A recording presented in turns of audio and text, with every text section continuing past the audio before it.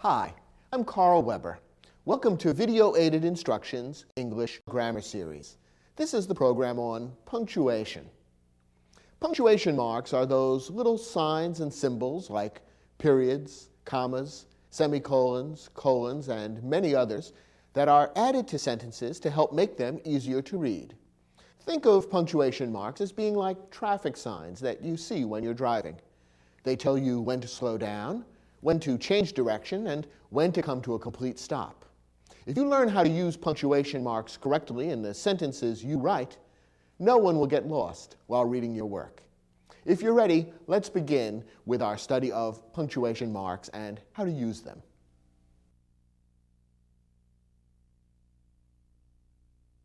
As you recall, there are 4 different kinds of sentences: declarative, interrogative, imperative, and exclamatory.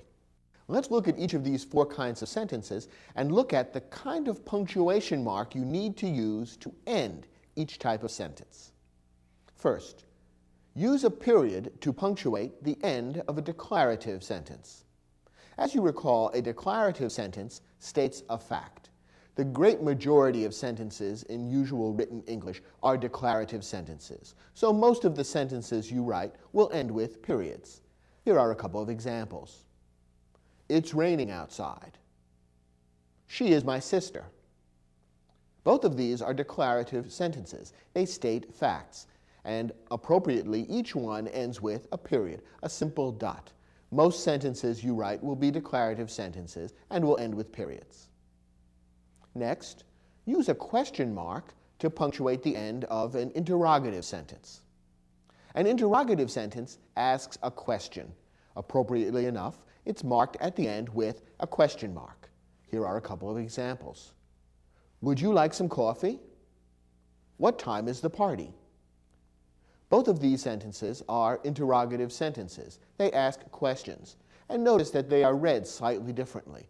Your voice turns upward a little bit at the end of an interrogative sentence. Putting a question mark at the end of the sentence makes it very clear to the reader that this is an interrogative sentence, one that asks a question, and that needs to be read in that special tone of voice. Notice that you don't use a question mark to punctuate the end of an indirect question. What is an indirect question? This is a sentence which refers to or describes a question, but which itself does not ask a question. Therefore, an indirect question is really a declarative sentence, even though at first glance you might think that it is an interrogative sentence. Take a look at this example. Juan asked Maria whether she would like some coffee. Now, this sentence refers to or describes a question. Juan is asking Maria a question. Would you like some coffee? But notice that the sentence itself doesn't ask the question.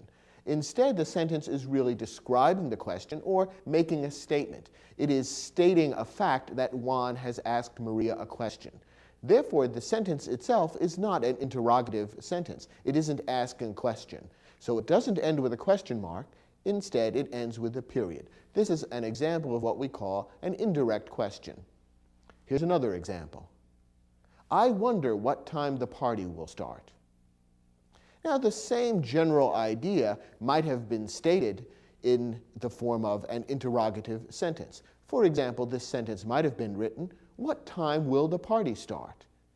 That would have been an interrogative sentence, a question, and it would have ended appropriately with a question mark.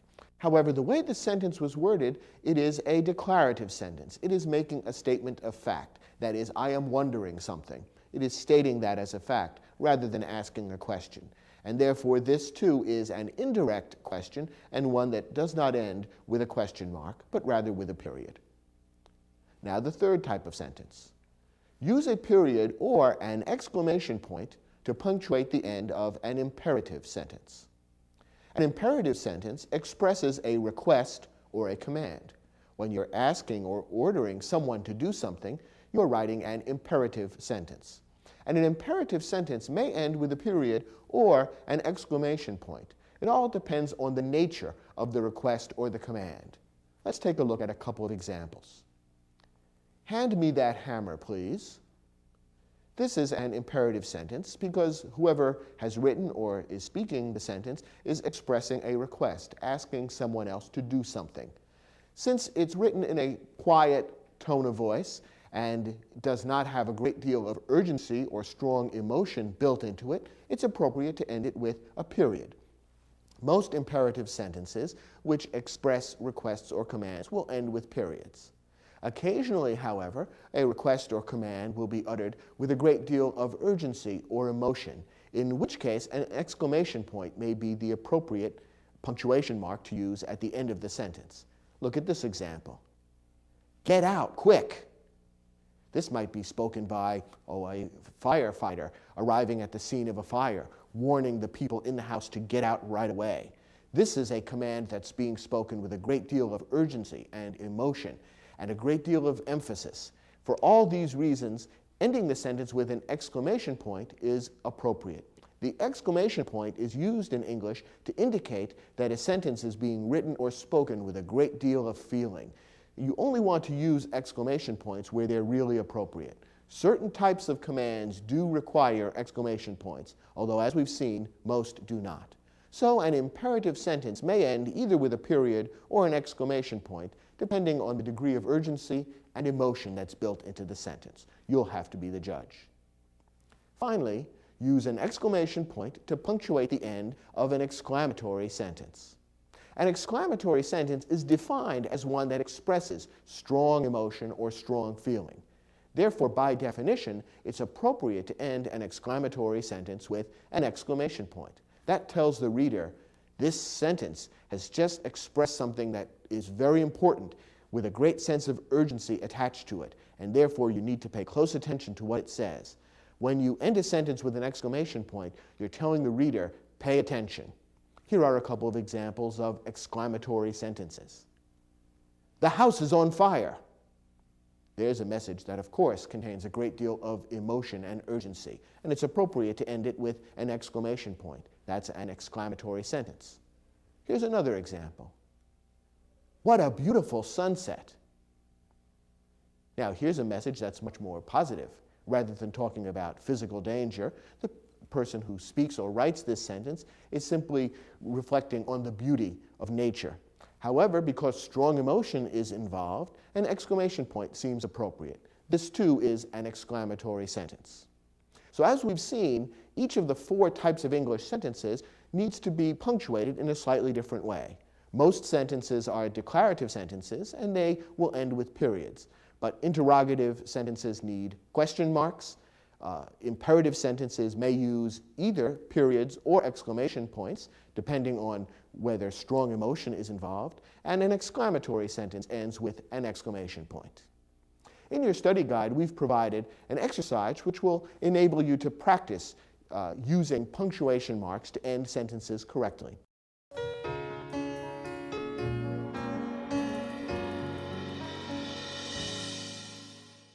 In this exercise, we provided several sentences without end punctuation. Your job is to read each sentence, decide what type of sentence it is, and therefore what type of end punctuation is needed. Let's look at the first example. Where can I buy a portable radio similar to the one you brought to the ball game yesterday? Now, what type of sentence is this? Perhaps you can tell just from the words used that the person who wrote or is speaking this sentence is expressing a question. Therefore, this is an interrogative sentence and ought to end with a question mark. And therefore, it ought to be read in a particular way with that rising inflection at the end, which indicates that this is a question. And the question mark would make it obvious that that's what we're reading. Where can I buy a portable radio similar to the one you brought to the ball game yesterday? Question mark. Next example. After giving me reliable service for 8 years, my car finally broke down last week. Now, what is this sentence doing? Is it expressing a question, like the interrogative sentence we just looked at? No, not really. Instead, it's simply stating a fact. Therefore, this is a declarative sentence and ought to end with a period. As we've said, most sentences that you write will be declarative sentences and will end with periods. Now, perhaps you were tempted to say this is an exclamatory sentence because it expresses a strong emotion, but that's not really appropriate. It's possible that the person who writes or speaks the sentence does have a strong emotion about the fact that the car broke down, but the sentence itself doesn't really speak about that strong emotion. It simply says that the car did break down. And remember, exclamatory sentences should be used rather rarely in your writing. Don't lean toward using a lot of exclamatory sentences. In most cases, treating a sentence as a simple declarative sentence and putting a period at the end is most appropriate, and that would be the correct answer for this question. Next, that's an incredible story. Now here we have a true exclamatory sentence. The person who speaks or writes this sentence is expressing a strong emotion. He or she is saying that the story that has just been told is one that's amazing, incredible, hard to believe, breathtaking. All of those are expressions of strong feeling. And therefore, it would be appropriate to treat this as an exclamatory sentence and end it with an exclamation point. And the sentence, if it were being read aloud, would probably be read in such a way as to convey that strong emotion. That's an incredible story. That's the way you read an exclamatory sentence, and the exclamation point is appropriate. Next example. I'd like to know why the senator voted against the appropriation bill. Now, what is this sentence doing? Is it expressing strong emotion? No, not really. Very mild emotion. Is it asking a question? Well, not really. You might be tempted to think of this as an interrogative sentence because the person who speaks or writes this sentence does have a question in mind. But notice that the question is being stated indirectly, not directly. For this to be an interrogative sentence, it would have to read something like, why did the senator vote against the appropriation bill? Then the sentence would be directly expressing a question. Instead, this is a declarative sentence because it only states the question indirectly. It states as a fact that I am wondering about something or I would like to know something. It is stating that as a fact rather than expressing the question directly. And remember, an indirect question is really a declarative sentence and should be ended with a period rather than a question mark. Next example. Let me have a copy of the paper you wrote for our art history class. What kind of sentence is this? Well, this is an example of an imperative sentence because it's expressing a request or a command. In this case, I think we'd call it a request. It's expressed politely and in a quiet tone of voice. There's certainly not a great deal of urgency or emotion in the request. It's not like the order that the firefighter gives to get out of the house quick. Instead, this is a quiet, unemotional request, and therefore we would treat it appropriately with a period rather than an exclamation point. Remember that an imperative sentence may end with either one, depending on how strong the sense of urgency or emotion is. In this case, a period makes sense.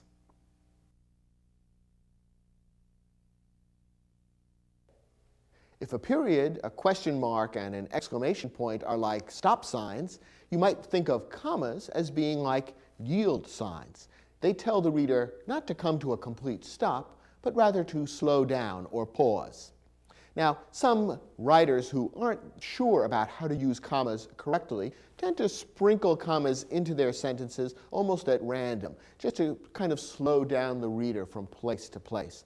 That's not the best way to use commas. Instead, the right way to use commas is to put them in where they are required by certain specific rules, which have to do with pauses or breaks in the meaning of the sentence. In this lesson, we'll look at the rules that lay out the most important places where commas ought to be used so that you'll be able to use commas more correctly in the sentences you write. First, use a comma to set off a modifying phrase or clause at the start of a sentence. Now, you might remember from other programs in this series that sometimes phrases or clauses, groups of words, can be used as modifiers. That is, they give more information about something else in the sentence. These modifying phrases and clauses almost act like adjectives and adverbs. They give more information about a specific other word that appears in the sentence. Now, when a modifying phrase or clause appears at the start of a sentence, you usually want to use a comma to set it off, to separate it from the rest of the sentence. That makes the sentence a little bit easier to understand, and it puts a pause into the sentence in a place that feels appropriate. Here are a couple of examples. Lost in thought, Peter didn't hear Andre's question. Now let's look at the phrase that begins this sentence, lost in thought. What role does this phrase have in the sentence? Well, it acts as a modifier. It gives further information about Peter. It describes or tells something about Peter. Therefore, this is a phrase that's acting almost like an adjective because it's giving more information about a noun that appears elsewhere in the sentence. Because this is a modifying phrase that appears at the start of the sentence, it makes sense to separate it from the rest of the sentence by using a comma. And notice that the pause makes the sentence a little easier to understand, and it seems to fit logically with the meaning of the sentence. Lost in thought, Peter didn't hear Andre's question. Notice that the pause in reading that sentence makes it a little easier to understand and a little clearer, and that's why the comma works in that location. Another example. When I arrived at the beach, the tide was coming in. Here the sentence begins with a clause which acts as a modifier. The entire dependent or subordinate clause, when I arrived at the beach, tells more information about something else that appears in the sentence. The tide was coming in when? When I arrived at the beach. Therefore, that entire clause is acting as a modifier, almost like an adverb, because it gives more information about the verb was coming later in the sentence.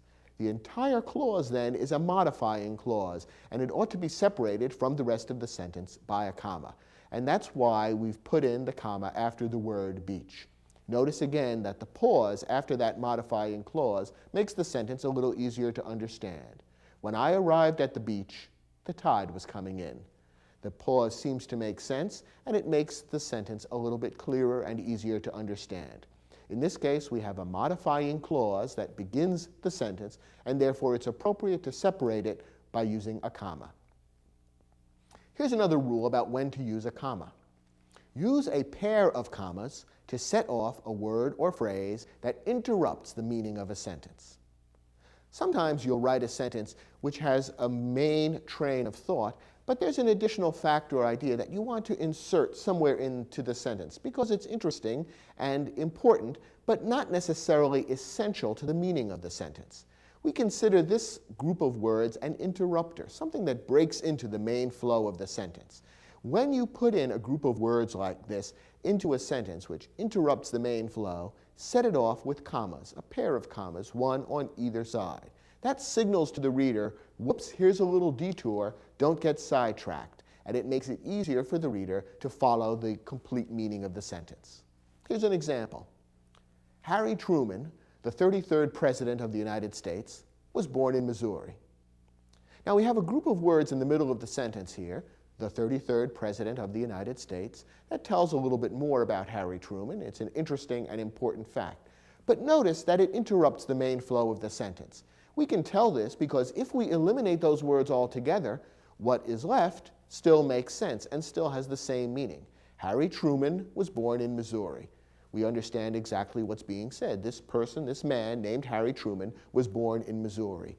Those words that are added in the middle give a little more information and help to define a bit more about who Harry Truman was, but they're not strictly necessary, and they do interrupt the main flow of the sentence. Therefore, it's appropriate to set them off with commas, to have a comma before and a comma after that group of words. And again, notice that inserting the pauses when we read the sentence makes the sentence a little easier to understand. Harry Truman, the 33rd President of the United States, was born in Missouri. Notice how the link between the subject of the sentence, Harry Truman, and the verb was becomes a little clearer when we pause to set off those words that interrupt the flow from the subject to the verb. So this is a classic example of a sentence that contains an interrupting phrase. It's good to set that off from the rest of the sentence with a pair of commas. One more example. My uncle, unlike his three brothers, never learned to drive a car. When we eliminate the words unlike his three brothers, the sentence still means the same thing and still makes sense. My uncle never learned to drive a car. Those interrupting words, unlike his three brothers, give a little more information and add an interesting fact, but they're not strictly necessary. So we consider that an interrupting group of words which ought to be set off by a comma at the beginning and a comma at the end. Don't forget that when an interrupting phrase or clause like this appears in the middle of a sentence, it needs to be set off by a pair of commas. Don't forget to put a comma at the beginning and at the end. Sometimes people make the mistake of putting a comma in one place, not the other. That's unclear. To make it clear to the reader that this is a phrase or clause that interrupts the rest of the sentence, you need to set off the entire thing with a pair of commas. Now here's a subtle variation which is important to note. Don't use commas to set off a word or phrase which is essential to understanding the meaning of the sentence. Sometimes a sentence contains a word, a phrase, a group of words which may at first glance appear to be an interrupter. But if you look closely, you realize that the word or phrase is actually essential to understanding what the sentence is saying. When that's the case, don't set it off with commas, because those words are not simply interrupting the flow of the sentence. They're an integral, important part of the flow of the sentence. So understanding the meaning of what's being said and recognizing what's essential and not essential for the meaning is actually very necessary to punctuate the sentence correctly. Let's look at this example. The historian Doris Kearns Goodwin wrote a famous book about Franklin D. Roosevelt. Now, the sentence is saying that Doris Kearns Goodwin wrote this famous book, but it begins with the words, the historian. And you might then think that her name, Doris Kearns Goodwin, is a kind of interrupter. If you take away the interrupter, the sentence does still make a kind of sense. The historian wrote a famous book about Franklin D. Roosevelt. But think about what that's saying. Can we tell which historian is being talked about if we leave out the words Doris Kearns Goodwin? We really can't. Now the sentence is saying the historian wrote a famous book, but we don't know which historian, so we don't really understand what the sentence is saying. It's essential for us to understand the sentence to have those words Doris Kearns Goodwin in there. And therefore, we can't regard those words as a mere interruption. They are essential to the basic meaning of the sentence. We've got to leave them in there, and therefore we shouldn't surround them with commas. When you put a pair of commas around words or a phrase in a sentence, you're implying that those words can be ignored to a degree without changing the meaning of the sentence. That wouldn't be the case here, and therefore you don't put commas around Doris Kearns Goodwin. One more example. My Uncle Jerry is an expert driver. Once again, the name Jerry might appear at first glance to be an interrupter. But if we put commas around it, what's left outside of the commas would be, my uncle is an expert driver. And once again, we can't be sure who exactly is being spoken about. I might have several uncles, and therefore to simply say my uncle is an expert driver might leave the meaning of the sentence somewhat unclear. Since the name Jerry is essential to the meaning of the sentence, it's better not to put commas around it and instead let the sentence read as one unit. So before you put a pair of commas around an interrupting word or phrase, make sure it really does interrupt and is not essential to the meaning of the sentence. That makes an important difference to the right way to punctuate the sentence. Our next comma rule. Use a comma to separate two independent clauses that are linked with a coordinating conjunction. Now, you'll recall that independent clauses are clauses which contain both a subject and a verb and can stand alone as a sentence. An independent clause could appear as a sentence all by itself, but sometimes we do link independent clauses in larger sentences. One way of linking two independent clauses to create a larger sentence is by using a coordinating conjunction. There are 6 coordinating conjunctions: and, or, nor, for, but, and yet.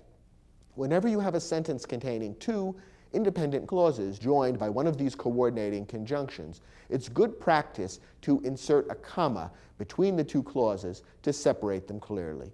It puts in a pause where it's appropriate and makes the sentence a little bit easier to follow. Here's an example. French wines are considered the finest in the world, but many other countries also produce excellent wine. Here we have a sentence that is made up of 2 independent clauses. Each of the clauses here could stand alone as a sentence. French wines are considered the finest in the world. Yes, that could be a sentence by itself. Many other countries also produce excellent wine. That too could be a sentence by itself. Because the 2 ideas are closely linked, the author has decided to join them into a single sentence and use the coordinating conjunction but as the connector, and that makes perfect sense. Notice that a comma is necessary before the conjunction but. It puts a pause between the two independent clauses, which separates them. It makes it a little easier to follow the logic of the sentence, and it warns the reader, slow down a bit because we're about to change course, just like a yield sign on a highway. So when we pause slightly in reading that sentence, it's a little easier to understand, and the pause makes sense with the shift in meaning that's about to begin. So when you have two independent clauses joined by a coordinating conjunction, use a comma as well. Here's an exception to the rule. Omit the comma if both independent clauses are very short. In some cases, you might write a sentence that contains two or even more independent clauses that are all very short and joined with coordinating conjunction. If that's the case, you can usually omit the comma because the effect works perfectly well to read straight through when the clauses are very short. Here's a simple example. I hear and I obey. Here we have two independent clauses. I hear, I obey. And they're joined by the coordinating conjunction and. You could put a comma before the conjunction and if you want, but because the clauses are so short and the sentence is so quick and easy to read and understand, it doesn't really seem to be necessary. So this is an exception to the rule. You can omit the comma if both clauses are very short. Here's our last rule for using commas. Use commas to separate items in a list. When you're listing three or more items in a sentence, it makes the list much easier to read and understand if you separate the items with commas. Here's an example. The exhibit of Spanish art included paintings by Velázquez, Murillo, and Goya. This sentence contains a list of three Spanish painters whose work was included in the exhibit, Velázquez, Murillo, and Goya. To make the sentence easier to read, the author has inserted commas after Velázquez and Murillo. The comma that appears before the word and in this particular sentence has a special name. It's called the serial comma. And you actually have a choice as to whether to insert that one or not. Normally, when you create a list like this, you will have the word and before the last item in the list. And inserting the comma before the word and is actually optional. Some writers prefer to use it. Some writers prefer to omit it. Personally, I like to use it. I think it adds just a little bit of clarity to the sentence, but you wouldn't be wrong if you omitted it. However, the comma after Velázquez earlier in the list is absolutely essential. So use commas to separate items in a list. The final comma, the serial comma, may or may not be inserted. That's your choice. Here's a slightly different kind of list that also requires commas. Miriam drove up in a small, battered, rusty station wagon. Here we have a sentence that strings together a list of several adjectives, all describing the noun station wagon. What kind of station wagon was it? It was a small one, and a battered one, and a rusty one. So here we have three adjectives in a row, all added to describe a particular noun. Again, it's much clearer if you insert commas between the adjectives. So we have a comma after small and a comma after battered. Notice that you don't insert a comma after the last adjective. The last adjective here is rusty. Station wagon we consider one noun, even though it's made up of two words. Don't think that in this case the noun is wagon and station is another adjective. That's really not the case because she didn't drive up in a wagon after all. It wasn't a particular type of wagon. It was a type of car that is known by one name, station wagon. So the noun here is station wagon, and the last adjective that precedes the noun station wagon is rusty. And you wouldn't put a comma separating that adjective from the noun station wagon. But you do have commas separating the other adjectives. So small comma, battered comma, rusty station wagon would be the right way to string together the adjectives here. So once again, we have a kind of a list. In this case, it's a list or a series of adjectives. And to make the sentence clearer and easier to read, insert commas after each of the adjectives except for the last one. There are some other instances in which commas might be used in sentences, but the rules we've just given you will cover the vast majority of appropriate places to use commas in your sentences. Turn to your study guide and try your hand at the exercise, which tests your understanding of these rules. When you're finished, come back and we'll look at those sentences together.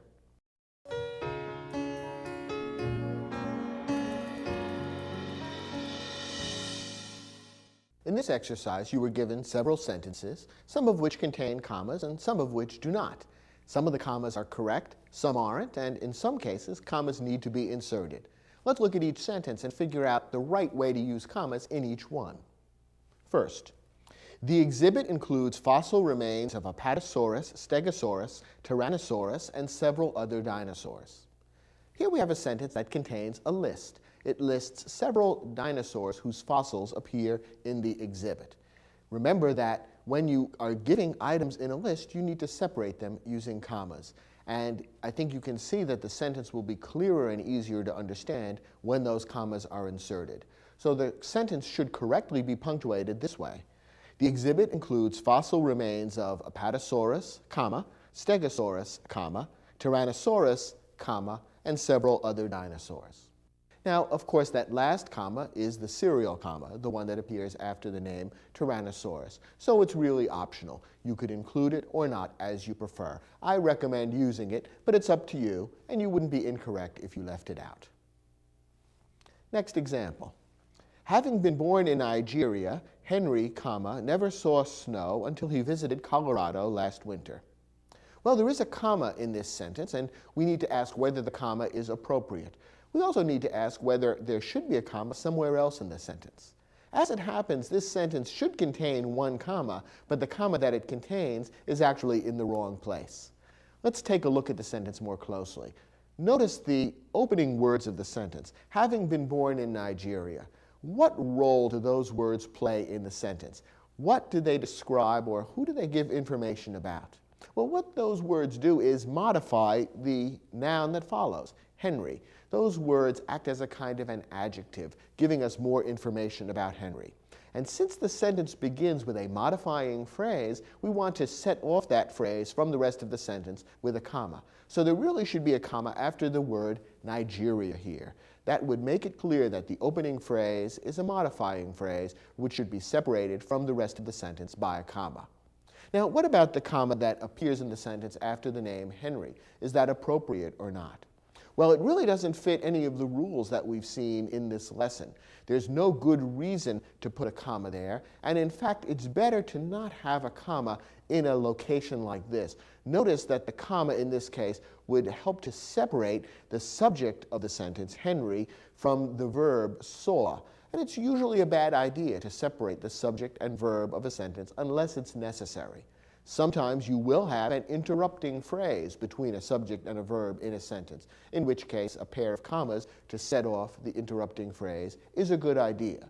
But when that's not the case, it's better not to separate the subject and a verb in a sentence, and therefore the comma here really should be omitted. When we read the sentence with a pause in the correct place where the comma really belongs after the word Nigeria, we can see that the meaning holds together very clearly. Having been born in Nigeria, Henry never saw snow until he visited Colorado last winter. Now the sentence makes sense, and the ideas that belong together have been grouped appropriately. Next example. Felipe enjoys rebuilding the engines of classic cars, and he was happy when Simone asked him to work on her 1969 Corvette. Here we have two independent clauses joined by the coordinating conjunction and. That should be a signal to you that a comma is needed.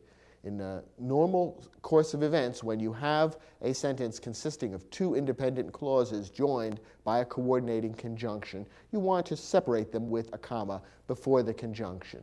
So the sentence ought to be properly punctuated this way.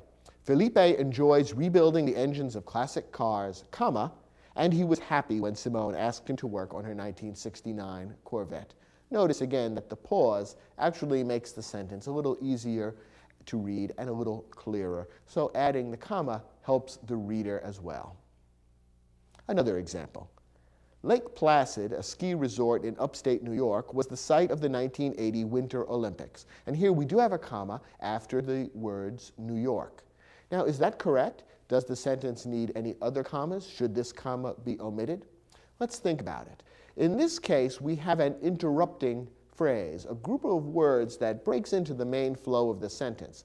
Notice that if we took out the words "a ski resort in upstate New York" and eliminated them from the sentence, the rest of the sentence would still be clear and would have the same meaning. Lake Placid was the site of the 1980 Winter Olympics. That's basically what the sentence is saying. The interrupting phrase gives a little further information about Lake Placid, a ski resort in upstate New York. Tells us more about Lake Placid, but it isn't strictly necessary. Therefore, it should be set off by commas on both ends. So the mistake that the writer of this sentence made was to put a comma at the end of the interrupting phrase, but not one at the beginning. It's a common mistake. There should be a comma in both places, and so the sentence should correctly read, Lake Placid, comma, a ski resort in upstate New York, comma, was the site of the 1980 Winter Olympics. Now, the author has clearly set aside that interrupting phrase by bracketing it with a pair of commas, and that makes the flow of the sentence a lot clearer. One more example. We spotted the actor, comma, Tom Hanks, comma, having lunch in a restaurant on Madison Avenue. Now here again, we have some words that serve to give more information about or explain some other words that are nearby. I'm talking about the words Tom Hanks. Now, those words in this sentence have been set apart by commas, as if Tom Hanks is an interrupting phrase. Is that correct? Remember our rule. If you eliminate the interrupting phrase, the sentence should still mean the same thing. Is that the case if we eliminate the words Tom Hanks? Does the sentence still say exactly the same thing? We spotted the actor having lunch in a restaurant on Madison Avenue. Suddenly, the meaning of the sentence is unclear. We don't really know what actor is being described. The sentence suddenly does not have the same meaning. We can see then that the words Tom Hanks are actually essential to the meaning of the sentence. If we're going to understand what the author of this sentence is saying, we need those words. Therefore, it's wrong to put commas around Tom Hanks. It's really not an interrupting phrase. Instead, it's a phrase which is essential to understanding the meaning of the sentence. The right way to punctuate this sentence is without any commas at all. We spotted the actor Tom Hanks having lunch in a restaurant on Madison Avenue. Notice that when we read the sentence without pauses, the meaning is much more clear and it all hangs together logically. So knowing where to put the commas in sentences like these requires that you really think about the meaning of the sentence and how the various parts fit together so that the commas can accurately reflect the meaning of the sentence and help your reader to navigate appropriately.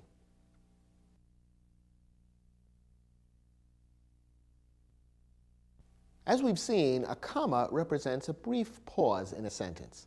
There are two other punctuation marks that are used to indicate pauses in sentences, which are a little more complicated than commas. These are semicolons and colons. Understanding how to use them is a little tricky, but once you know the rules, you'll never get them wrong, and people will consider you very smart and a good writer. Semicolons and colons actually look similar. The only difference is that the colon consists of two dots, whereas the semicolon consists of a dot over what looks like a comma. So that's the difference between a semicolon and a colon visually. They're also used quite differently. In this lesson, we'll give you the basic rules for when to use semicolons and when to use colons. First, use a semicolon to separate two independent clauses where no coordinating conjunction is used. Now, we saw before that when two independent clauses are used to make up a sentence and they are joined with a coordinating conjunction, such as and or but, a comma is also used as part of the structure. In some cases, you might choose to take two independent clauses and simply join them in a sentence because the ideas are closely linked. You might do that without using a coordinating conjunction. When that's the case, you have to use a semicolon in between the two independent clauses. If you fail to use a semicolon, you will have created a run-on sentence, which will be an error. Notice that this is by far the most common use of a semicolon. So what that means is, as a general rule, whatever appears on either side of a semicolon should be an independent clause. That is, it should be capable of standing alone as a sentence. So whenever you use a semicolon, pause and make sure that what appears on either side could stand alone as a sentence. That should be the case. If that's not the case, chances are you're using the semicolon incorrectly. Let's look at an example. Dogs aren't permitted at the hotel. Therefore, we'll put Rex in a kennel for a week. Here we have two independent clauses which have simply been joined without using a coordinating conjunction. So the semicolon that appears after the word hotel is correct. Look at what appears on either side of the semicolon. You'll see that each of those clauses could stand alone as a sentence. Dogs aren't permitted at the hotel. Could that stand alone as a sentence? Yes. Therefore, we'll put Rex in a kennel for a week. That too could stand alone as a sentence. So we have what could be two independent sentences. But because the ideas are so closely linked and they really belong together, the author has chosen to join them in a single sentence. And the semicolon as a way of separating the two independent clauses is correct. One more example. In his last years, Matisse gave up painting. His final works are paper cutouts and collages. Once again, we have two independent clauses, so the semicolon that appears after the word painting is correct. Let's look at what comes before the semicolon. In his last years, Matisse gave up painting. Could that stand alone as a sentence? It certainly could. What about what follows the semicolon? His final works are paper cutouts and collages. That too could stand alone as a sentence. So in this case, the semicolon has been used correctly. So remember, whenever you are linking two independent clauses without a coordinating conjunction, you need to use a semicolon between them. And a semicolon should basically only be used when what appears on either side could be a complete sentence standing alone. Now, there are a couple of minor exceptions as to the use of semicolons. That is, a couple of instances when semicolons could be used without separating independent clauses. Here's the most important one. Use a semicolon to separate items in a list when the items themselves contain commas. This is a tricky one, and it doesn't come up terribly often, but often enough so that you ought to know the rule. As we saw in our lesson about commas, items in a list should normally be separated by commas. But there are times when you are writing a list that contains a number of lengthy items, the items themselves being so lengthy and complex that they actually contain commas or pauses. If you string those together, the whole sentence can become very complicated and difficult to read.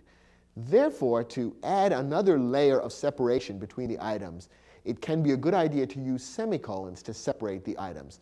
Otherwise, you can't tell where one item begins and the next one ends. Let's take a look at this example, and you'll see what I mean. Among the leading figures at the Constitutional Convention were Thomas Jefferson, a planter from Virginia, Alexander Hamilton, an aide to Washington during the Revolution, and James Madison, a legislator from Massachusetts.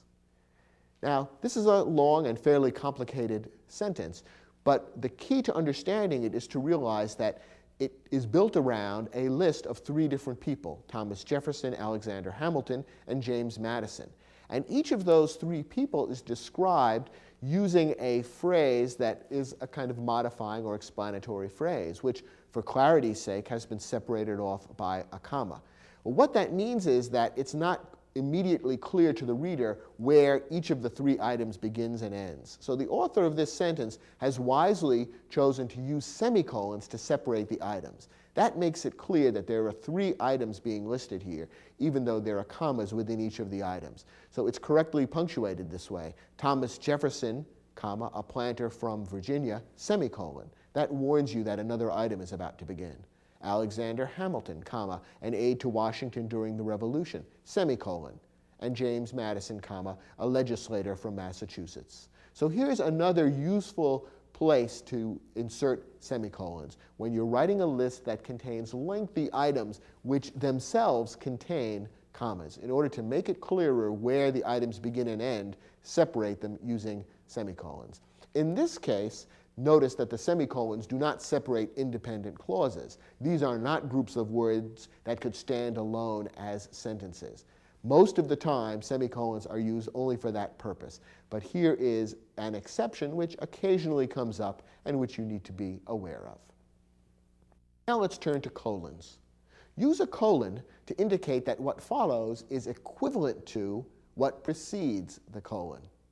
In other words, a colon is used to introduce a group of words that restate or say in other words what you just said before the colon. What appears on either side of the colon, then, should be more or less equivalent or equal in meaning.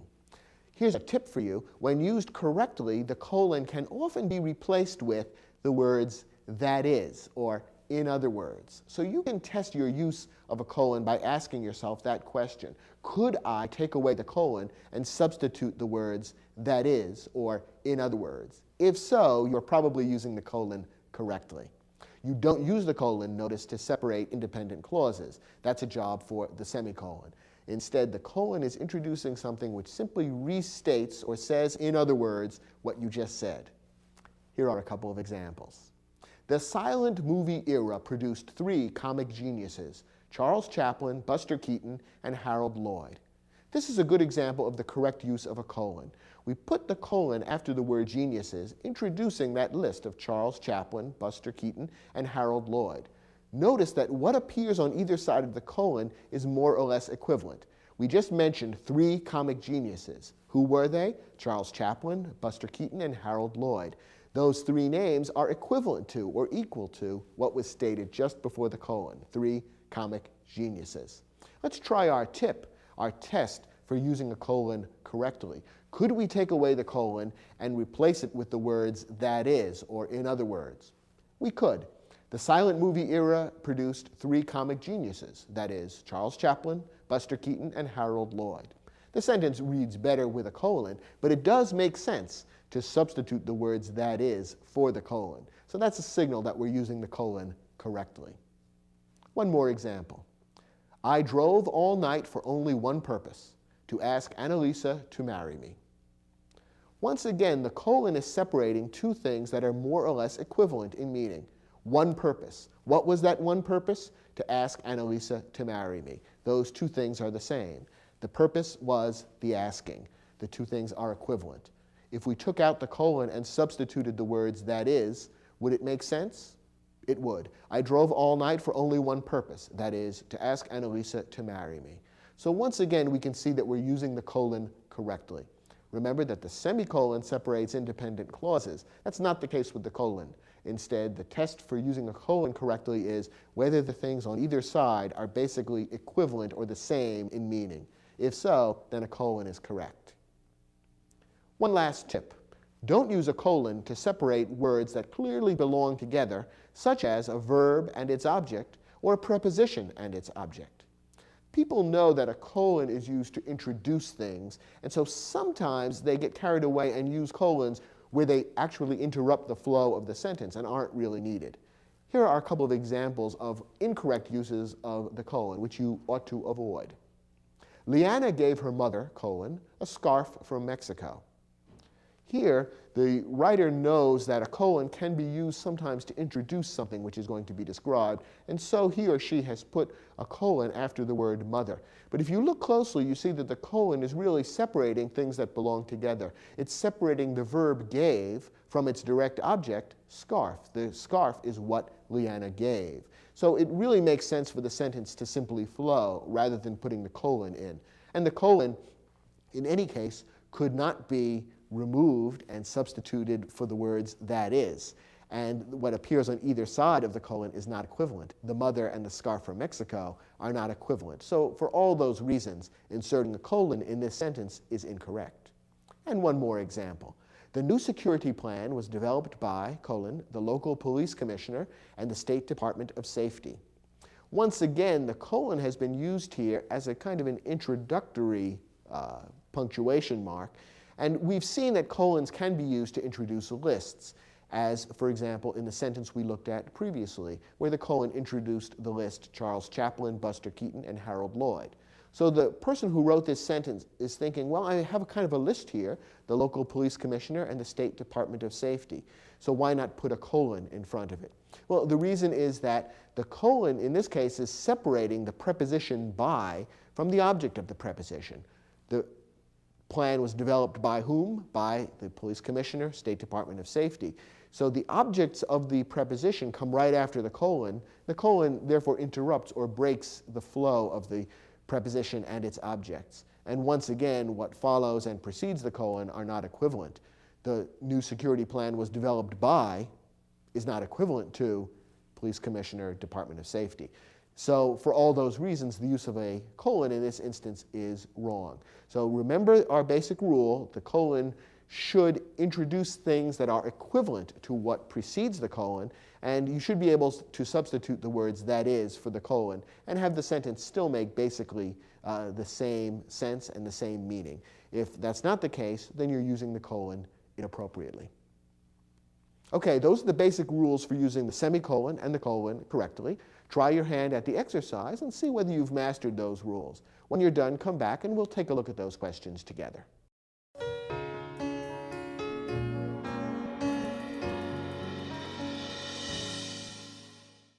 Now, in some of these sentences, colons or semicolons may appear, and when they appear, they may or may not be used correctly.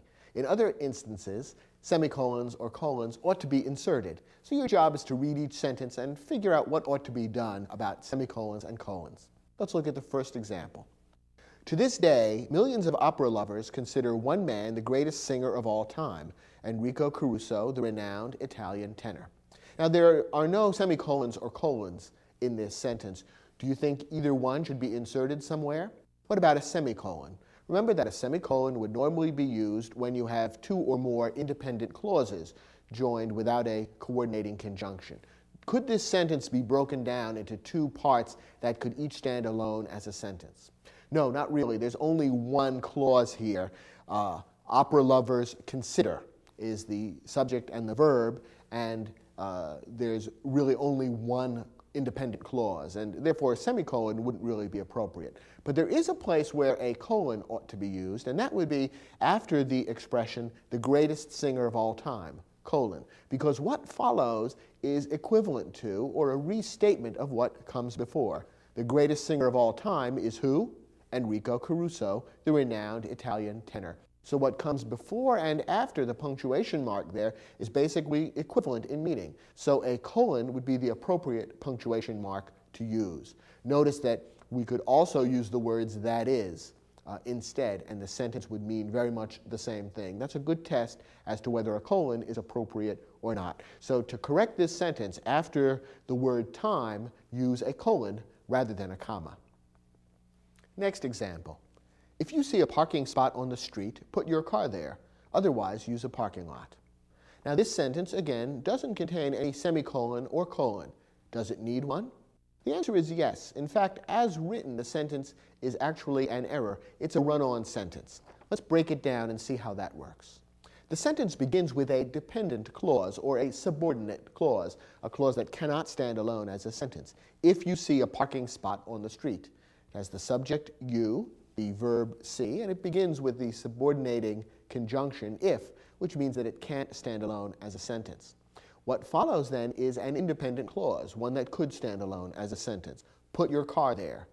Here the verb is put, the unspoken subject is you. It's telling you to do something, and it could stand alone as a sentence. Put your car there.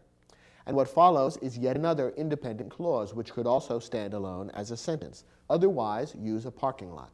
So we have a subordinate clause followed by two independent clauses which are simply joined together without a coordinating conjunction or a semicolon. To be correct, we need a semicolon separating the two independent clauses. So the sentence would then read, if you see a parking spot on the street, comma, put your car there, semicolon. Otherwise, comma, use a parking lot. The semicolon is needed to separate the two independent clauses which are being joined together without a coordinating conjunction. What appears on either side of the semicolon should be able to stand alone as a sentence, and when you read the sentence that way, you can see that that in fact is the case. So insert the semicolon after the word there, and the sentence is now correct. Next example. Under relentless questioning by the teacher, Joanne finally admitted that, colon, she had copied part of her paper from a book in the school library. Now, is the colon being correctly used here? We've seen that colons often do introduce things, but what the colon should introduce is a restatement of what immediately precedes. In this case, what follows the colon is, she had copied part of her paper from a book in the school library. is there anything that comes before the colon that's equivalent to that or means basically the same thing? Not really. So in this case, the colon is really separating things that belong together. It's not introducing a restatement. And if you apply the test of could it be deleted and replaced with the words that is, or in other words, you can see the sentence wouldn't really make sense. Joanne finally admitted that is, she had copied part of her paper. No, that really doesn't sound right. So in this case, the colon is wrong and should actually simply be deleted so that the flow of the sentence would not be interrupted. Joanne finally admitted that she had copied part of her paper. Now the sentence connects the things that logically belong together, and the unnecessary colon no longer interrupts the flow of the sentence. Next example. At first, Columbus thought his ships had landed in India, semicolon. For this reason, he called the native people he encountered Indians. Now, is this semicolon correct? Remember that a semicolon is normally used to separate two independent clauses. Are these independent clauses, each of which could stand alone as a sentence? Let's read them and see. At first, Columbus thought his ships had landed in India. Does that sound as though it could stand alone as a sentence? Indeed, it does. It has a subject and a verb. It's independent in meaning and could stand alone as a sentence. What about what follows the semicolon? For this reason, he called the native people he encountered Indians. This too could stand alone as a sentence. It's also an independent clause. So we have two independent clauses that have been stuck together. You need a semicolon between them to separate them. So in this case, the sentence needs no correction. It's perfectly right as originally written. The semicolon is correct and necessary. One more sentence. 4 cities are being considered to host the World Soccer Championships, semicolon. Madrid, Spain, Seoul, South Korea, Sydney, Australia, and Bogota, Colombia. Okay, the sentence is a little hard to read, isn't it? That should tell you right off the bat that there's something wrong with the punctuation. And actually, there are a couple of problems. First of all, let's look at the semicolon that appears after the word championships. Is that a correct use of the semicolon? Again, normally what appears on either side of the semicolon should be able to stand alone as a sentence. Let's check that out. What comes before the semicolon is 4 cities are being considered to host the World Soccer Championships. That could stand alone as a sentence, so that's fine. What follows the semicolon, however, is Madrid, Spain, Seoul, South Korea, Sydney, Australia, and Bogota, Colombia. Could that stand alone as a sentence? No, it's clearly just a list. So the semicolon is being incorrectly used here. What should be used instead of the semicolon? Well, here's a place where a colon could be used. We've seen that colons can be used to introduce lists, and what follows the colon is indeed a restatement of what comes before. What comes before the colon is the reference to 4 cities are being considered to host the World Soccer Championships, and what follows is a list of those 4 cities. You could indeed put in the words that is, or in other words, in place of a colon in that spot. So a colon should come after the word championships, not a semicolon. So that's the first change we need to make. Now, what about the list of cities themselves? You might have found this very confusing. It says that we're talking about 4 cities, but we've got a whole bunch of proper names here separated just by commas. Madrid, comma, Spain, comma, Seoul, comma, South Korea, comma, Sydney, comma, and so on. Now, if you didn't know anything about these names, you might think, well, what's going on here? It sounds like there are maybe 8 names being listed here, but there's supposed to be 4 cities. Madrid, Spain, Seoul, South Korea, Sydney. What's going on here? Well, if you know even a little bit about geography, you'll know that these are 4 cities that are being listed, in each case with the country where they're located. And you would normally list a city and a country with a comma in between them. So it's proper to describe the city of Madrid, Spain as being Madrid, comma, Spain. That's the city of Madrid in the country of Spain. So here we have 4 items in a list, each item containing a comma unto itself. So we have Madrid, comma, Spain, Seoul, comma, South Korea, Sydney, comma, Australia, and Bogota, comma, Colombia. Now, what do we do when we have items in a list, each of which contains a comma? For clarity's sake, this is the other instance where we would use a semicolon. We can separate the items in the list with semicolons just because the items themselves contain commas. And it's confusing if you only use commas. You can't tell then where one item begins and the next item ends. So the proper way to punctuate this list would be to use semicolons between the items, and that way it's easy to tell where each item starts. And the list would then read Madrid, Spain, semicolon, Seoul, South Korea, semicolon, Sydney, Australia, semicolon, and Bogota, Colombia. Now the list is clear, easy to understand, and we can tell where each of the 4 city names begins and ends. That's the other use of the semicolon, the exception to the rule that normally semicolons should only be used to separate independent clauses.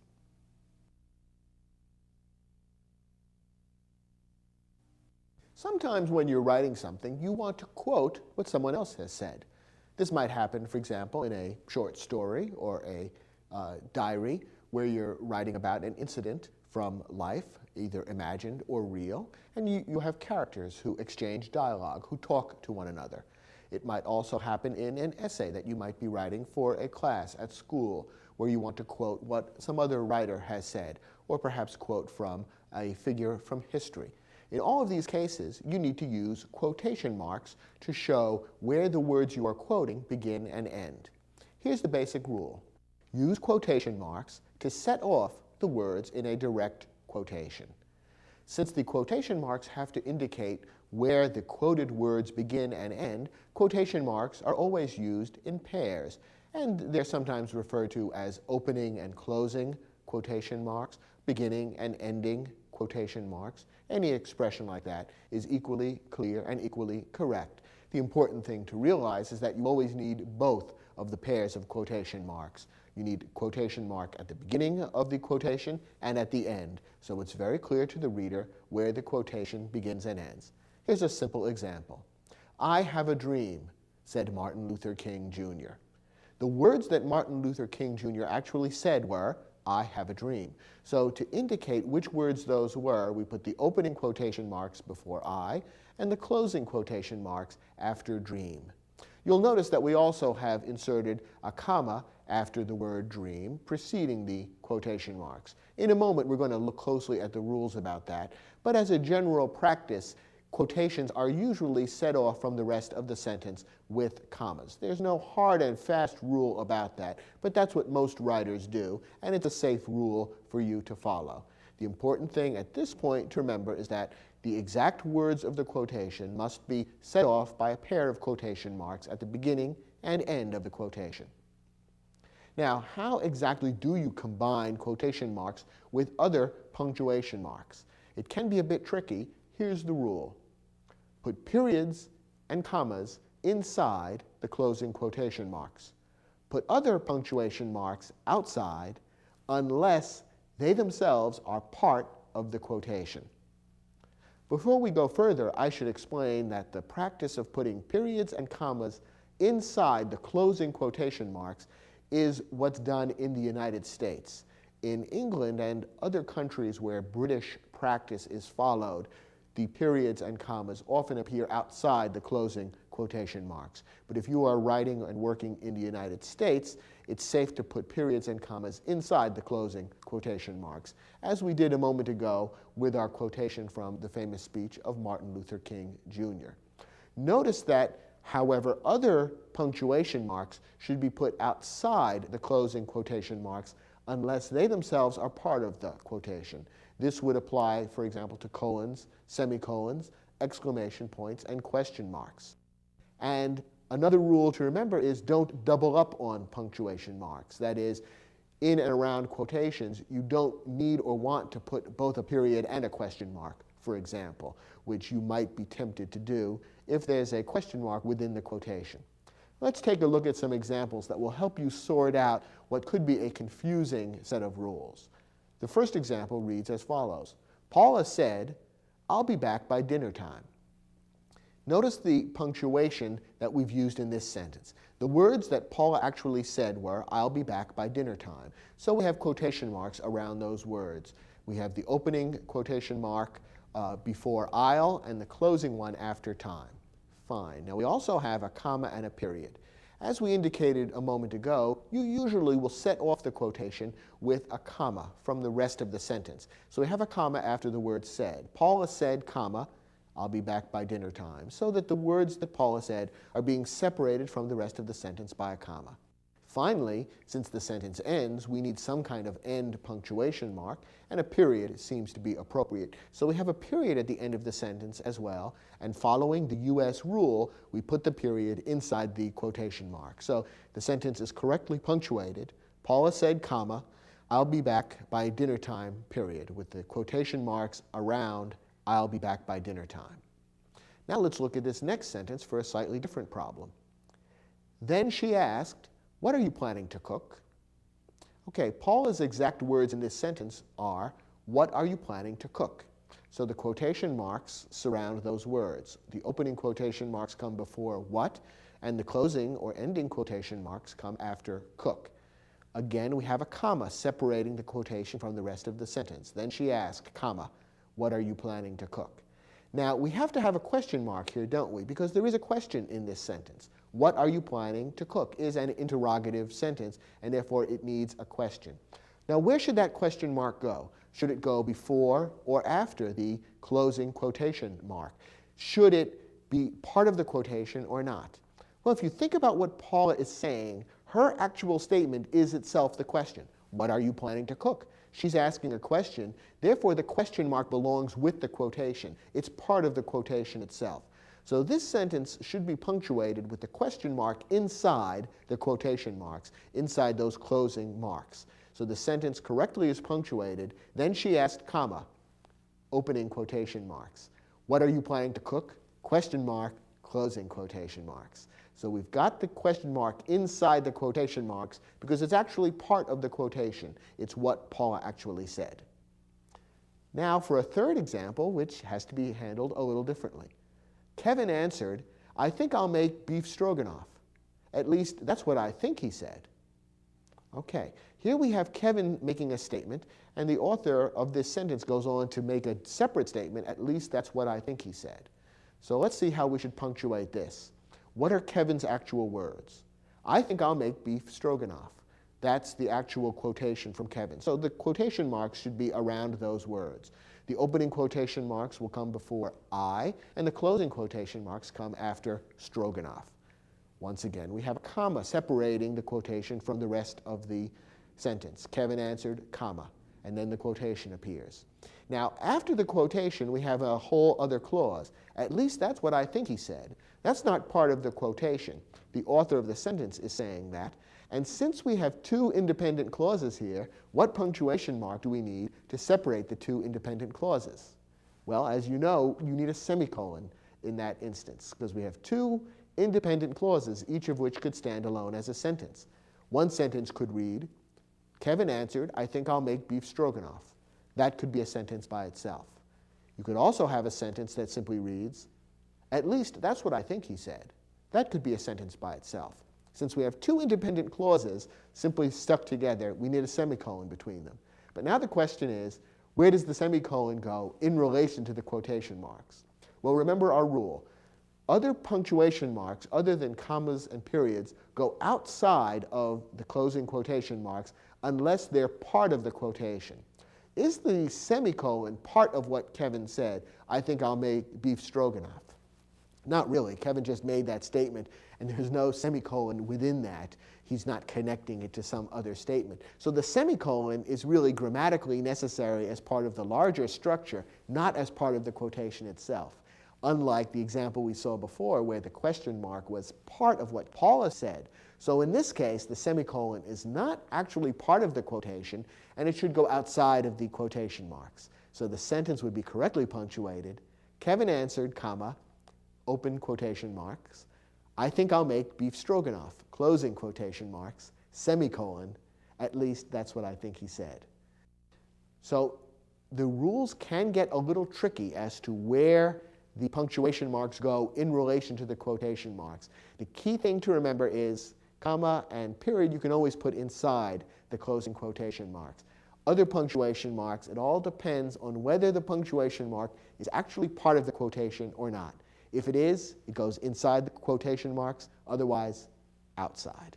And with practice, you'll find that the rule is not that difficult to understand and practice. Just think about these particular rules each time you write a sentence with a quotation in it, and in time you'll become comfortable with the rule. Now, quotation marks are also used in a couple of other specific circumstances, the most important of which is governed by the following rule. Use quotation marks to set off the titles of essays, poems, articles, stories, and chapters in books. Normally, quotation marks are used for the titles of shorter works.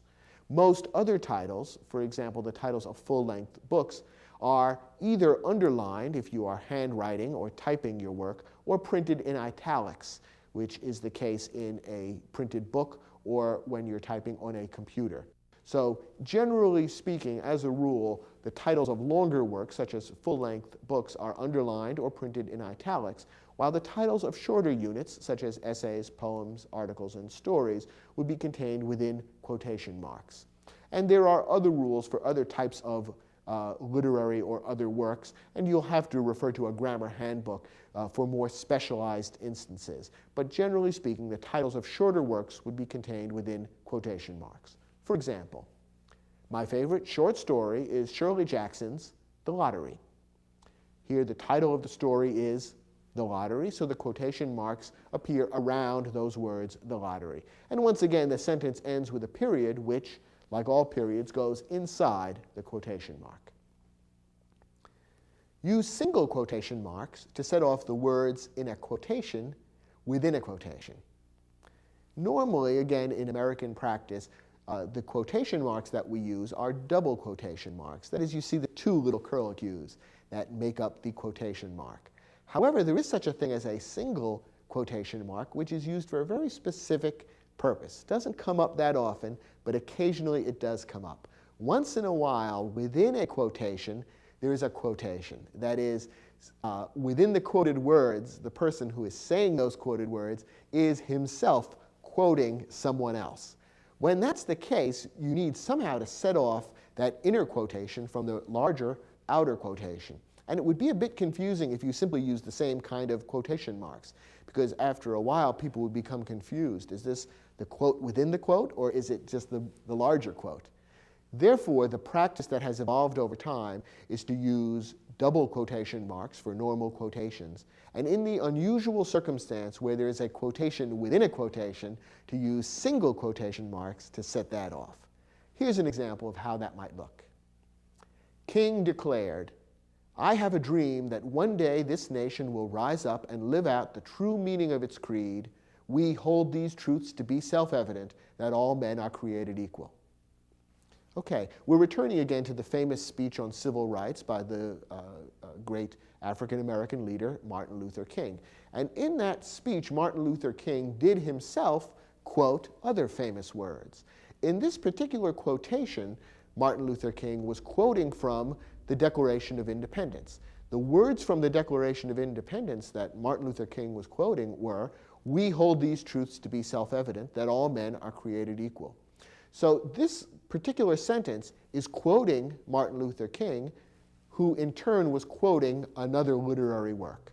So here's how the quotation marks have to work. We put normal double quotation marks around all of King's words, starting with "I have a dream" and ending with the end of the sentence, that all men are created equal. Because all of that is what King said as he got up on the podium on that important historical day. All of that is what King said, so all of that is contained within the double quotation marks. But then within the quotation, where King was himself quoting the Declaration of Independence, we use the single quotation marks to set off those words and make it obvious to the reader where the quotation within the quotation begins and ends, which does mean that at the end of the sentence, the single and double quotation marks appear together. It's a little tricky, and you have to look closely to see what you're seeing, but that's the right way to do it. So the sentence is correctly punctuated this way. King declared, comma, opening double quotation marks. "I have a dream that one day this nation will rise up and live out the true meaning of its creed, comma, opening single quotation marks. We hold these truths to be self-evident, that all men are created equal, period, closing single quotation marks, closing double quotation marks." And that's the way the sentence should be constructed.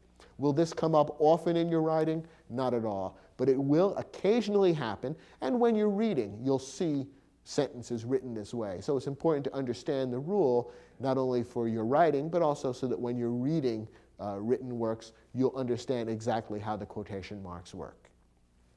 Finally, quotation marks are often misused. Don't use quotation marks for emphasis or to cast doubt. Here are a couple of examples of ways that you'll see quotation marks used, which are really not right. In one case, it's actually wrong, and in the other case, it's kind of a sloppy or lazy use of quotation marks.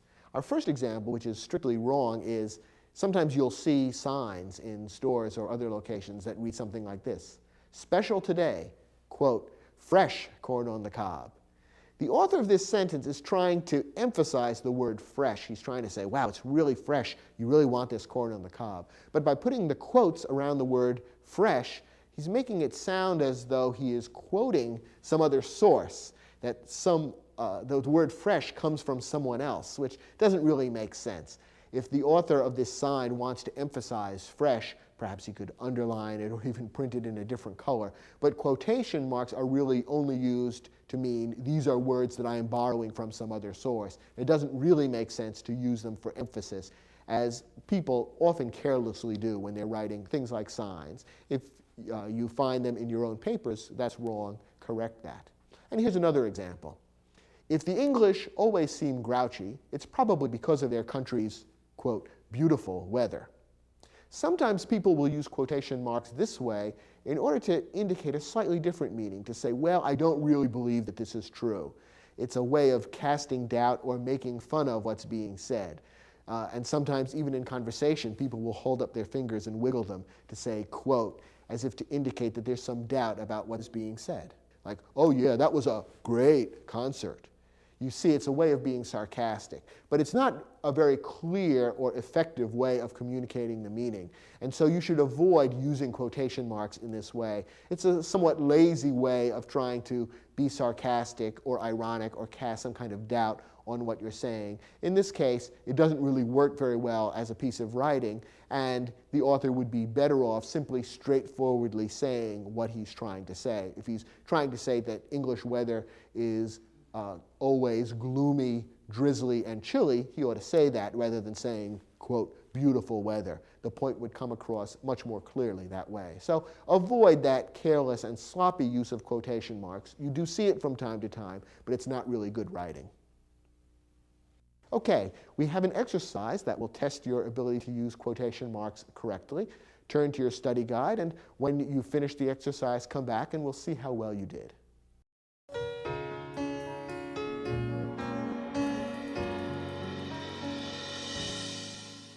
Now, in these sentences, quotation marks have been omitted, and we've also left out some of the punctuation marks that ought to be included. So you can have the fun of figuring out which punctuation marks belong here and where they ought to go in relation to the quotation marks. So let's go through each of these sentences and see how well you were able to figure that out. First, as Robert Frost remarked in his poem, Mending Wall, good fences make good neighbors. Now, there are actually two things in this sentence that need to be enclosed within quotation marks. There's the quotation itself, the words that come from the poem. The quotation is, good fences make good neighbors. So we want to put double quotation marks, normal quotation marks, around that entire sentence. So we'd have opening quotation marks before good and closing quotation marks after neighbors. In addition, the title of the poem, Mending Wall, should also be contained within quotation marks. Remember that titles of poems are one of the kinds of titles that would normally be enclosed within quotation marks. So we'd have quotation marks around Mending Wall. In addition, we do need to add a period at the end of the whole sentence because, after all, sentences need to end with some kind of punctuation mark, and a period would make sense. And the period would go inside the final closing quotation marks because that's what we do with periods. So the sentence would ultimately be correctly punctuated like this. As Robert Frost remarked in his poem, opening quotation marks, Mending Wall, comma, closing quotation marks, opening quotation marks, good fences make good neighbors, period, closing quotation marks. Let's look at our next example. What did Emerson mean when he wrote the words, I hate quotations, tell me what you know? Ralph Waldo Emerson was a famous 19th century writer, and it's ironic that one of the most famous quotations from his work is this statement about hating quotations, but that's the way it is. Now we have to figure out how we're going to punctuate this sentence, and doing so will prove to be a little bit tricky. First, let's figure out where the quotation is. That is, what are the words that Emerson actually said, which should be enclosed in quotation marks? Well, Emerson's words were, "I hate quotations, tell me what you know." So we want to put quotation marks around those sentences. So we will have opening quotation marks in front of I and closing quotation marks after the word know. Now, what about the closing punctuation for the entire sentence? What kind of sentence is this? Well, if you think about it, you can see that the sentence is an interrogative sentence. It's asking a question. What did Emerson mean when he wrote the words blah, blah, blah? What did he mean? It's asking a question. So we need to end the entire sentence with a question mark. So then we have to figure out, where does the question mark go in relation to the quotation marks? Does it go inside the quotation marks or outside them? Well, if we were dealing with a period or a comma, we would always put it inside the quotation marks. But remember, other punctuation marks go either inside or outside the quotation marks, depending on whether they are part of the quotation itself. Now, did Emerson's quotation contain a question mark? Was Emerson asking a question? I hate quotations, tell me what you know. No, that's a declarative sentence. He is not asking a question. So the question mark is not part of Emerson's quotation. Instead, it's part of the broader sentence. The author of this entire sentence is asking the question. So the question mark should go outside of the closing quotation marks, and the sentence would be correctly punctuated like this. What did Emerson mean when he wrote the words, comma, opening quotation marks, I hate quotations, period, tell me what you know, close quotation marks, question mark. The question mark ends the sentence and it goes outside of the quotation marks because it is not part of what Emerson said. Notice, too, that we followed the rule of not doubling up on punctuation marks. Emerson's statement, tell me what you know, is a declarative sentence. It would normally end with a period. However, we don't put in the period because then we'd be doubling up. We'd have a period, closing quotation marks, and then the question mark, and that would look a little weird. So we simply omit the period because we need the question mark instead. We don't double up and put the period as well. Next example. The company president asked all employees to look for ways to work more efficiently and therefore save money. Where do the quotation marks go in this sentence? Well, this is perhaps a trick question. There are no quotation marks in this sentence, and there shouldn't be any. Why? Well, remember what quotation marks are for. Quotation marks are used to set off the words in a direct quotation. That means that when you write a sentence that actually quotes the exact words used by someone else, you enclose those words in quotation marks. This sentence is not a direct quotation. Actually, it's an example of an indirect quotation. Here, we are reporting what the company president said. The company president asked all employees to look for ways to work more efficiently and therefore save money. It is a report of something that was said. So in that sense, it's a quotation, but it's an indirect quotation because the exact words are not being reported. If they were, we would have a true quotation, a direct quotation, which would have to be enclosed in quotation marks. So, for example, suppose the sentence read something like this. The company president said, all employees should look for ways to work more efficiently and therefore save money. Now we would be quoting the exact words actually spoken by the company president, and we would enclose those in quotation marks. But as it is, this is not a direct quotation. It's an indirect quotation, and quotation marks are not used for that. So we put a period at the end of the sentence and move on to the next example. Churchill ended his stirring wartime speech with the words, "Let us therefore bear ourselves so that men will say, this was their finest hour."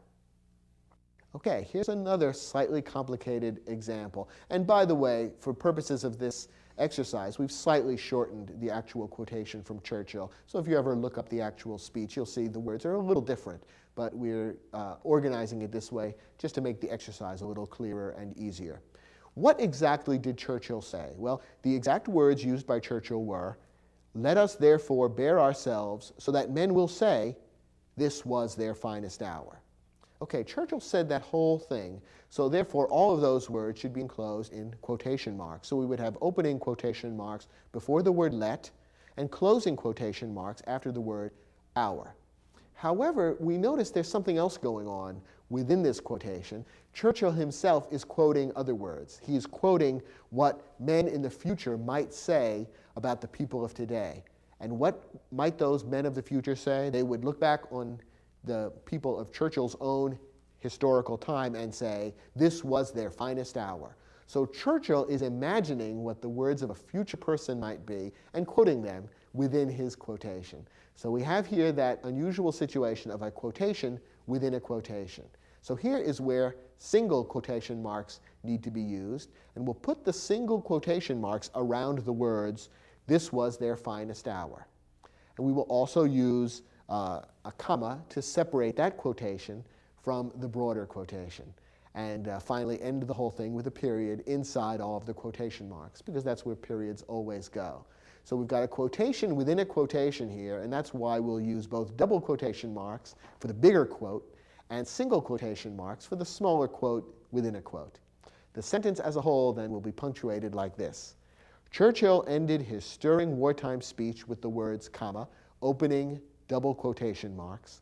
Let us therefore bear ourselves so that men will say, comma, opening single quotation marks, this was their finest hour, period, closing single quotation marks, closing double quotation marks. You have to look closely to make sure you've set up all the layers of quotation marks correctly. But if you do, then the reader will be able to understand exactly what Churchill said and exactly where Churchill was quoting from the imagined speech of some future person. And therefore the entire structure of this rather complicated quotation will be clear. Final example. Everyone chuckled when Kevin quipped, why is it that the teacher only calls on me when I haven't done my homework? Okay, we have a quotation here. What exactly did Kevin say? What are the words that should be within the quotation marks? Well, Kevin said, why is it that the teacher only calls on me when I haven't done my homework? So we want quotation marks around all of that. So we will have opening quotation marks before the word why and closing quotation marks after the word homework. Now, we can also see that a question is involved here. The question is exactly what Kevin said. Kevin is asking a question. Kevin's own statement is an interrogative sentence. Why is it that the teacher only calls on me when I haven't done my homework? So we're going to need to end this sentence with a question mark to reflect the fact that Kevin is asking a question. But where does the question mark go? Well, remember that the question mark, like other punctuation marks other than period and comma, only goes within the quotation marks when it's actually a part of the quotation. And that is the case here. Kevin's actual quotation is itself a question, and therefore the question mark is part of the quotation. So here we will put the question mark inside the closing quotation marks because it's all part of what Kevin said. So the sentence should be correctly punctuated like this. Everyone chuckled when Kevin quipped, comma, opening quotation marks. Why is it that the teacher only calls on me when I haven't done my homework? Question mark, closing quotation marks. As you can see, knowing how and where to use quotation marks can be a little tricky, and combining them with other punctuation marks takes a little bit of practice. But follow the rules that we've given you in this lesson, keep working at it, and soon I think you'll find you can handle these without making any errors.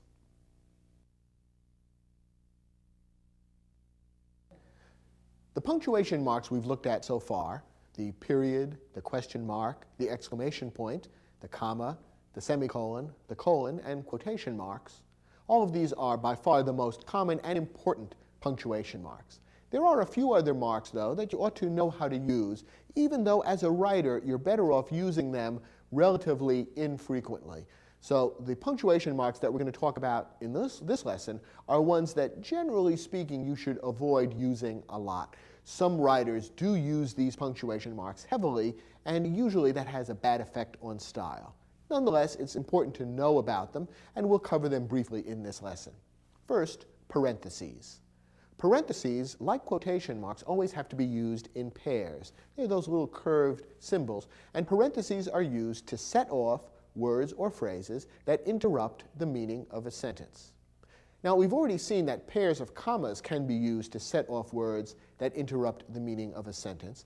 Parentheses would mark a stronger interruption. The words within parentheses should truly be relatively unimportant or non-essential for the meaning of the sentence, and almost words that the reader could ignore and still capture the gist of the meaning of the sentence. So only use parentheses when you want to insert some additional words or an additional fact or idea that's relatively unimportant, but you just want to kind of toss it in to the sentence.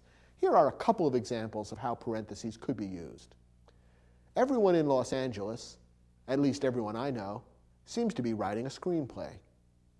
Here the point of the sentence is that everyone seems to be writing a screenplay, and the author just briefly interrupts himself or herself to say, well, everyone I know is included. Maybe it's not true of everyone. It's not a terribly important aside. It's a little idea that's just being kind of thrown in to add a little bit of color to the sentence. Not very important, and that's why putting it within parentheses is probably appropriate. Another example. John Lennon, 1942 to 1980, was a member of the Beatles, the most famous group in the history of pop music. Okay, the author wants to give you a basic piece of information about John Lennon, and while he's at it, he thinks, well, I might as well throw in John Lennon's birth and death dates. That might be useful to the reader. And rather than write a whole separate clause or sentence about that, I can easily insert those dates just by putting them within parentheses after the name John Lennon. And very often in encyclopedias or other reference works, you will see a parenthetical insertion used for just this purpose, to stick in an additional piece of information in a way that's unobtrusive and which the reader can ignore or look at if they're interested. So here's another good example of how parentheses can be used. Some people get into the habit of using parentheses a lot in their writing, and that's not too good because then sentences constantly feel like they're breaking apart and being interrupted. So avoid using parentheses a lot, but once in a while, for a statement that's truly an aside like this, you can use them. Another punctuation mark that's used for an abrupt break is a dash. Use a dash to indicate an abrupt break in the meaning of a sentence. A dash should feel like a more sudden and sharp break or interruption in the sentence than a comma, semicolon, or colon. In fact, when you use a dash, you should really only use it when there's a sudden change in the sentence, in its tone, its feeling, or in the meaning of the sentence. Here's an example. Someone had taken the file from the mayor's desk, but who? Notice how those last two words suddenly change the statement from being simply a statement of a fact that someone had taken the file to suddenly turning the sentence into a kind of a mystery. Who had taken it? There's almost a sudden air of danger or urgency added by those last couple of words. This is the kind of sentence that you might read in a mystery story where the author is introducing one of the important clues that will lead to the criminal. So in order to set up that tone of a sudden shift from a rather straightforward statement of fact into an atmosphere of mystery or danger, the dash has been used. And that's an example of how a dash indicates an abrupt break in the meaning of a sentence. Now, sometimes authors use pairs of dashes to surround interrupting material. As we've already seen, both pairs of commas and parentheses can be used to surround interrupting material. When you use dashes to do it, again, it feels a little bit more abrupt, and it's somewhat more informal in feeling. So if you were writing something rather informal, such as a story, for example, or a letter to a friend, using dashes can work perfectly well in this context. But for writing a paper for school, for example, or a report for work, you might prefer to use either commas or parentheses. But here's an example of how dashes could be used in pairs to set off material that interrupts the main flow of the sentence. Parker claimed, with some justification, that his enemies were being hypocritical. Here, the sentence mainly flows This way, Parker claimed that his enemies were being hypocritical. The author wants to throw in the additional fact that there was some justification for what Parker was claiming. And so he's done it as a parenthetical or interrupting phrase, and in this case he has chosen to use dashes to separate the interrupting phrase from the rest of the sentence. It's perfectly correct. You could either use commas or parentheses, and those would be equally correct in this particular sentence. As I say, the dashes would have a somewhat more informal feeling. If you do use dashes in this way, remember you have to have a dash both before and after the interrupting material. If you use it only in one place, you'll be making an error. The last punctuation mark we are going to tell you about is what's called ellipses. In a different program in this series, we talked about ellipsis meaning the omission of one or more words from a repeated phrase or clause. Ellipses, which is spelled es at the end, is a little different. Ellipses also has to do with omissions, and the punctuation mark known as ellipses consists of 3 periods. Sometimes people refer to it as ... I have never figured out why in this particular context a period is referred to as a dot, but that's in fact what ellipses are, is 3 periods. If you're typing ellipses, you would space them out, so it would be period, space, period, space, period, space.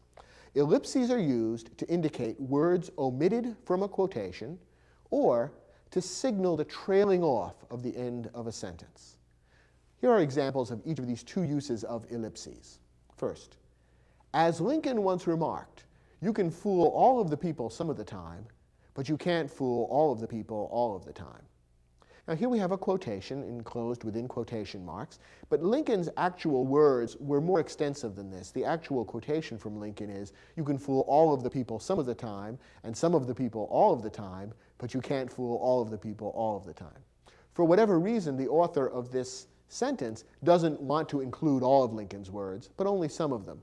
So to indicate the words that have been left out, the author has put in ellipses, 3 periods in a row, which indicate to the reader, here are some words omitted that Lincoln actually said, but which I am choosing to leave out. It's a form of intellectual honesty, if you will. You are warning the reader, well, Lincoln said a little more than this. I'm leaving some of it out, so if you want to quote Lincoln later on, you'd better look up the whole quotation to get all the exact words. So from time to time, you may need to use ellipses for this purpose. For example, if you are writing a paper for school and you want to quote some other writer, you may not need or want to quote an entire sentence. And if that's the case, use ellipses to show where you're leaving words out. Now, occasionally writers also use ellipses, as I've said, to signal the trailing off of the end of a sentence, in which case they use ellipses as end punctuation and create a sentence that looks something like this. The house is dark. I wonder why. And we have the 3 periods at the end, indicating that the speaker or the writer of this sentence, that their thoughts are kind of trailing off. And I guess the idea is to create a sense of uncertainty or mystery, and the way I read the sentence, of course, was designed to indicate that kind of mood. Once in a great while, using ellipses to end a sentence this way could be appropriate.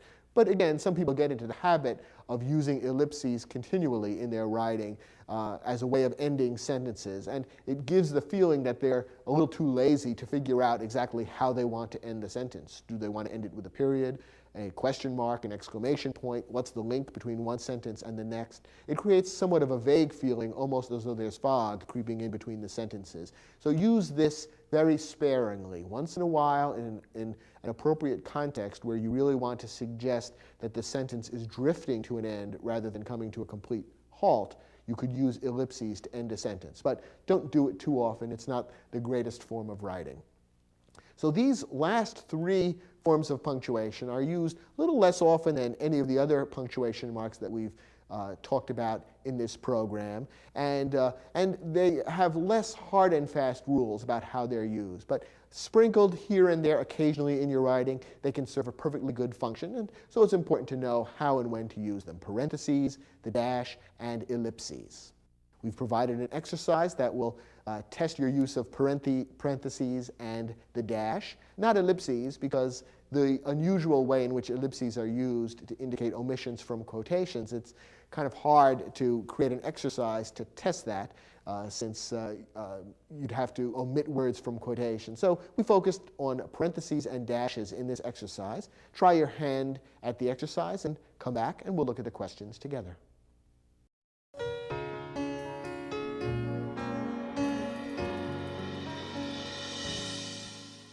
In this exercise, we've given you some sentences where either parentheses or dashes could be used, and we've even suggested at the end of the sentence which might be appropriate.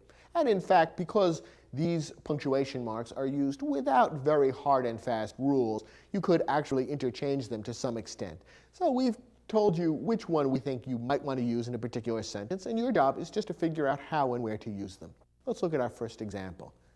Because the following day, Wednesday, was the 1st of June, Loretta's rent payment was due. And we've suggested using parentheses in this sentence. Now, parentheses would be used to set off a word or phrase that interrupts the meaning of the sentence. Which word or phrase does that here? Well, in this case, the word Wednesday gives a little additional information. It tells you specifically what the following day was, and might make the story a little easier for someone to understand or to follow.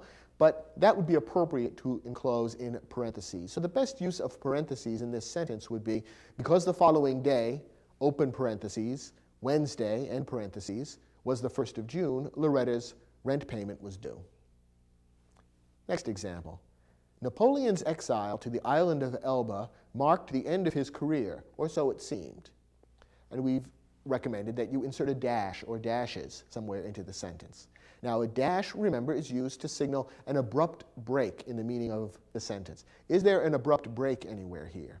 Well, yes. The last 4 words of the sentence take a very different tack from the remaining part of the sentence. Up to that point in the sentence, we're being told that Napoleon's career was over. But the last 4 words tell us, something different is going to happen, or so it seemed. When we read those 4 words, we realize that the sentences that follow are going to tell us about how Napoleon actually started his career again after being exiled to Elba. So there is a sudden break in meaning there, and that's where we would insert the dash. So the sentence could now read, Napoleon's exile to the island of Elba marked the end of his career, dash, or so it seemed. The dash alerts the reader, aha, a sudden unexpected change is happening. Next example. The Battle of Bull Run, known in the South as First Manassas, was the first major encounter of the Civil War. And we've suggested that you use parentheses somewhere in this sentence. Well, this is a good example of another way that parentheses can be used to give some additional information about a fact that's mentioned in the sentence, and to do it in a way that's not obtrusive, but which, if the reader finds it useful or helpful, then fine, the reader knows where that information appears. In this case, the words, known in the South as First Manassas, ought to be enclosed in parentheses. You can see why. The battle is mainly known as the Battle of Bull Run, but within a certain part of the United States, it has a different name. If this sentence is being read by someone who happens to be from Georgia, let's say, in school they might have learned the name First Manassas. And so having it in parentheses for them would help clarify for them exactly which battle is being described. Most readers, however, will probably ignore the parenthetical phrase or skim over it in their reading. And that's why putting it in parentheses is useful. It sets this particular information aside as not very important, but it's nice to have in case the reader wants it. So the sentence would then read, the Battle of Bull Run, open parentheses, known in the South as First Manassas, close parentheses, was the first major encounter of the Civil War. Next sentence. When we compare today's automobiles to those of a century ago, we can see that much has changed. In fact, practically everything has changed. And we want to see you insert a dash into this sentence. Now, where is there an abrupt or sudden break in the meaning of the sentence? Well, it comes between the word changed and the phrase in fact. The sentence there suddenly shifts from saying that a lot of things have changed to saying actually everything has changed.